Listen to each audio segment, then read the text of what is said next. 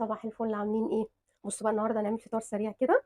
هو عباره عن ايه؟ عندنا دي طماطميه متقطعه مكعبات صغننه، فلفلايه رومي. بص ده فلفل مخلل حامي، انا هنزل لكم الطريقه بتاعته تحفه، وهيخلي بصوا الفطار بتاعنا طعمه حاجه سبيشال يعني.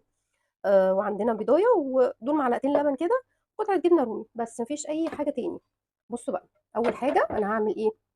اجيب الطاسه بتاعتي. تمام. هسخنها. ماشي.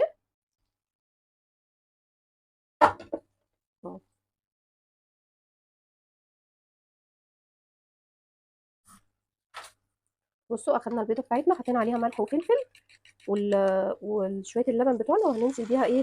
على الخفيف بتاعنا. ماشي. زي ما انتم شايفين كده.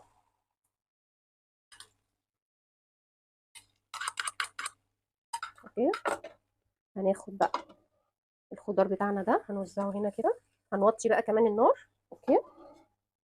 هناخد الخضار بتاعنا هيتوزع هنا كده.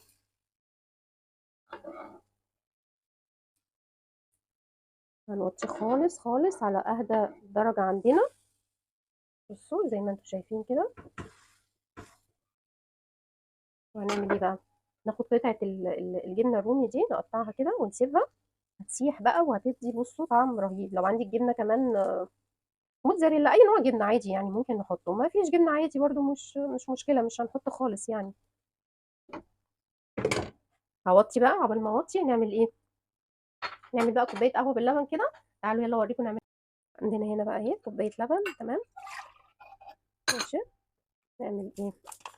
نحط عليها كوبايتين سكر. انا بالنسبه لي سوري، معلقتين سكر. انا بالنسبه لي احط معلقتين سكر. طبعا اللي مش بيحب السكر بيحط معلقه واحده. في ناس بتشربها ساده عادي يعني، مش مشكله.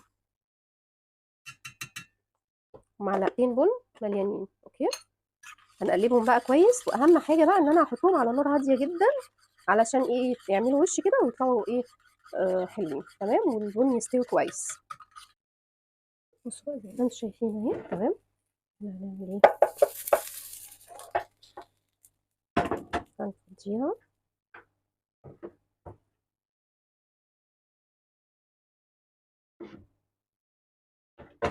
نحط هنا كده.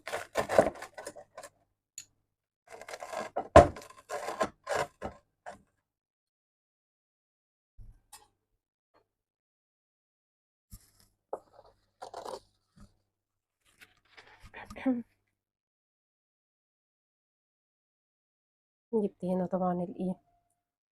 القهوه بتاعتي. صبيناها اهي. اوكي.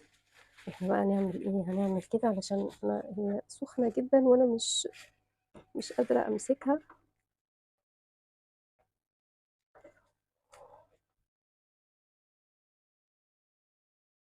بصوا. بصوا شكلها جميل ازاي. مم. فظيعه فظيعه فظيعه. حلوه جدا جدا جدا.